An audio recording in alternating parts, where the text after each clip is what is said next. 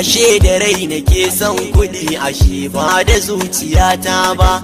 Komai ruwa da iska akan su ba za na daina nema ba. Idan na samu zairar samun su ba za na tanka kowa ba. Ni ban ga mai harara ba, balle na waiwaya ba. In hakan su ne za na jura wahalar zuwa garin nesa. Da an taɓa su a jira ni don kwatilas na zo na ɗaufansa.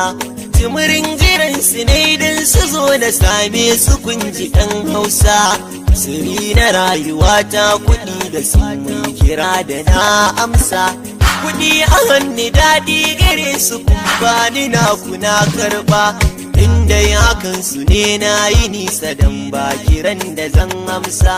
Tilas ganin mu tilas barin mu kaunar su tun da na yi nisa. San babatin da fasa ko za a ci mini ba da raifansa. Tsarin dala ma daidai ne, ya kama zuciyata ne. Ina jin kamar mafarki ne, ina son kuɗi mataki ne. Ni ban da damuwa in har zan duba 'yan kuɗaɗe na. Gansu gasu dabu da ni, mai za ya damu kalbina. Yau za na yi amotin da na gane ina da kwabbaina. Dan yanzu na zamo ya mafatauci mai bidar gurin kwana.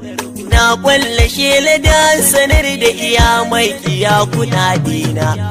Daga zuciya nake kwatanta ina son kuɗi da bakina. Idan babu su ina ne zan saka zuciya ta bar yawan tuna.